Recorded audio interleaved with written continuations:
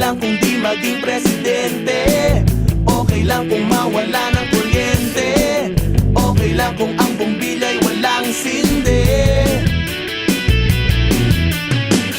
Okay lang kung ketchup lamang ang ulam. Ang gulay ay hindi naman kailangan. Basta't sa sandwich mo ako ang iyong palaman. Gusto ko lamang sa buhay ay